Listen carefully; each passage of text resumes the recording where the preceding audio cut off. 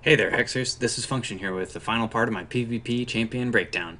This time we're going to be talking about the wild champions, and just as a quick recap, there's 20 PvP champions in total, there's 4 in each color, and remember, all champions use basic actions with a once per turn limit. If you have any further questions on the mechanics of champions or how they work, I reviewed all that in a previous video about a month ago, and I'll link it in the description, so just click on that and you'll fill you in on all you can ask. Anyhow, let's jump right in. The first champion here is Monica Shin. Well, it's probably Monica Shin, because that's kind of the flavor they're going for with the Shin hair, but I'm always going to say Monica because I think it's more fun. Anyways, Monica Shin is a Shin hair ranger, single wild threshold, 3 charges, create a battle hopper, and put it into play. So Battle Hopper, and for those that don't know, is a 0-1 Shin hair troop, and the way Shin hair work is they all kind of synergize off of each other to vanquish the larger foe. And they're awesome little rabbits. Look at it's got like a bow and it's about to shoot somebody in the knee and end an adventurer's life forever.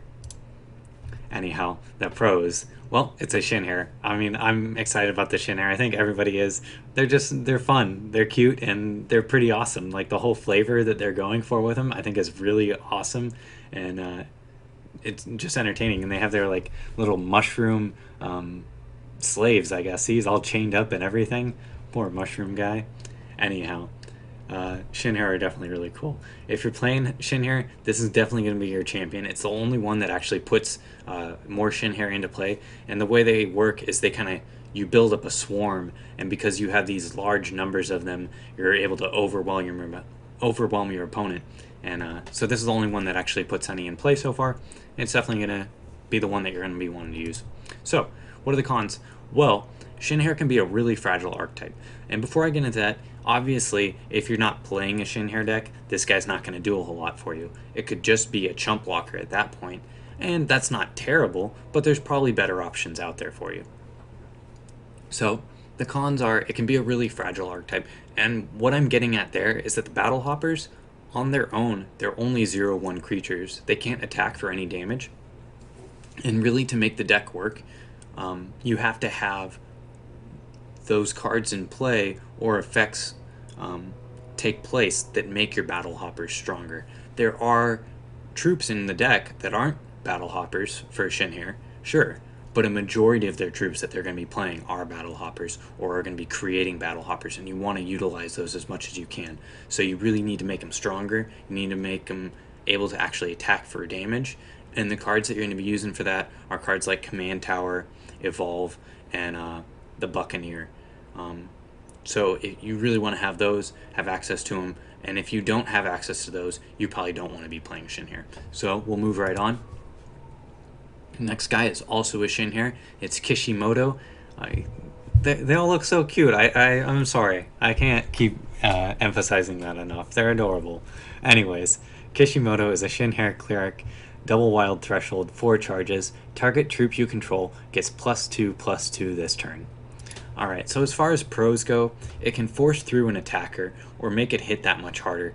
If you have a guy that maybe has Crush, it's going to hit for that much more damage, or maybe the board is stalled out, that if you attack with your guy, it'll trade with your opponents, they'll both die, but now that you can make your guy stronger, they can't block it, or if they do, they're going to lose their guy and yours will survive. It kind of forces them to react, and that's always a position you want to be in, where your opponent is on the defensive.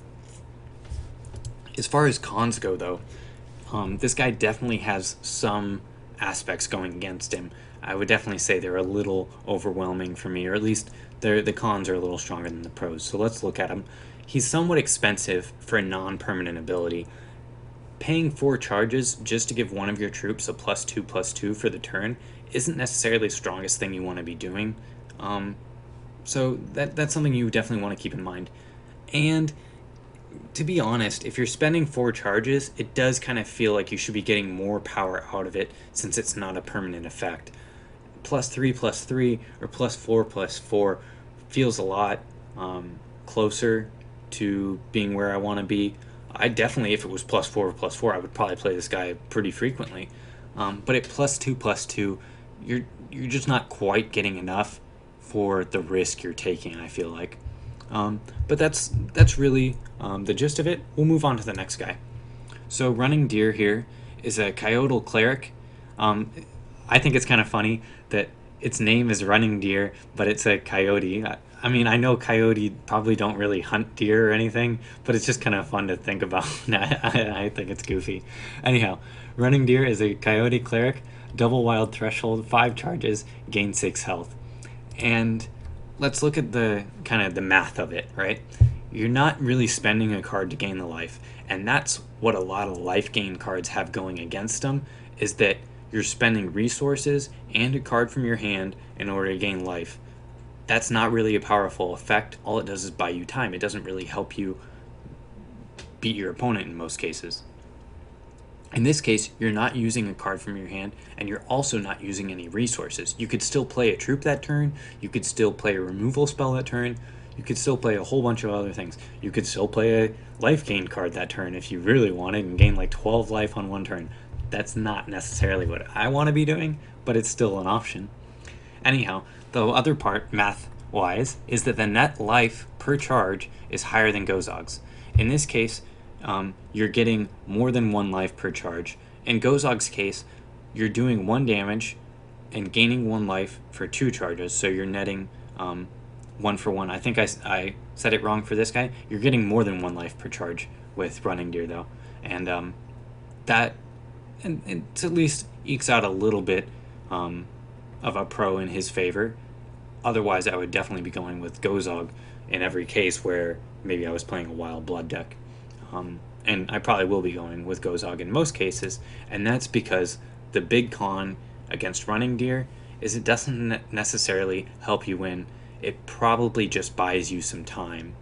And that's because, I mean, gaining life really isn't a win condition on its own. You have to be doing damage to your opponent or milling them or doing some combo, and that gaining that life, unless it's part of a combo, isn't really going to help you. It's not going to advance your board state. It's not going to help you win.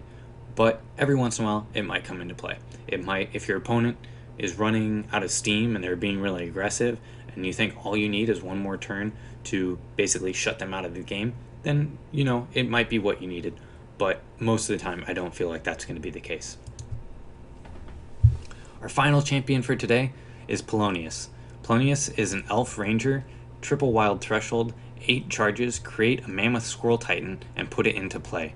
So a mammoth squirrel titan is a 6/6 with crush that's also a mammoth squirrel. I think that's probably the biggest awesome factor for me, is that you could potentially tell your opponent or tell one of your friends that you smashed your opponent's face in with a mammoth squirrel. Like, it's pretty awesome, I think. There's definitely some really fun aspects of the game that Cryptozoic is going with.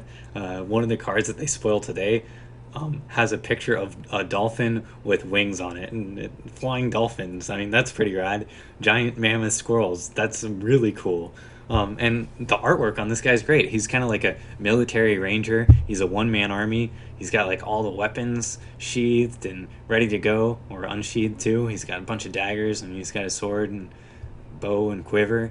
And I say he's a one-man army, but he comes with this giant mammoth squirrel.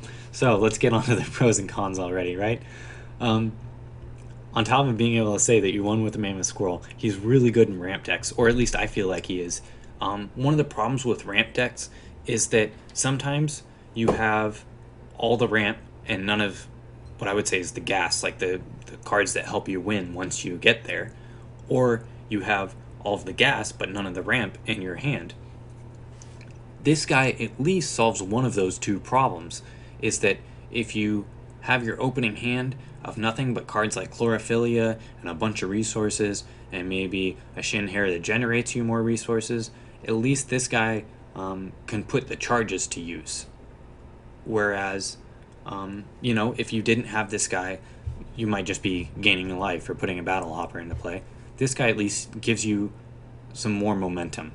The other big thing it has going for it is in a lot of ramp decks, if they're creature-based, they're really vulnerable to removal. You finally get around to playing your dragon or your squirrel or your big elemental guy or whatever it is that's really big and will end the game, and they just remove it the next turn and you're kind of back to the drawing board. Well, this kind of helps you have that critical mass of big guys that the more you play, the less likely they are to have that removal, and eventually they just run out. The really nice thing here too is that it just puts it into play. You're not having to use a card from your hand, and so if they use a removal spell on this, you're actually kind of gaining card advantage. You're getting like a 0-for-1 trade, or a 1-for-0 trade, I should say. Let's move on to the cons. Oh yeah, the one last pro in here is that he's actually he seems like he'd be pretty good in multiplayer. You know, the squirrel isn't out on the board yet, and the whole time maybe one of your opponents just forgets, oh you're about to play Polonius's Mammoth Squirrel Titan, and so in multiplayer he's a little bit more fun. You know, he can come out and get a big hit in there. But really what we're talking about here is constructed PvP towards a competitive element, but he's still fun in that multiplayer setting. So the cons are, he's probably only viable in slower decks and primarily in those ramp decks like I was talking. He's really good in those style decks, but in the fast deck, he's just not going to do anything for you. By the time you have 8 charges, the game's probably over. And actually, the game's probably over before you reach 8 charges.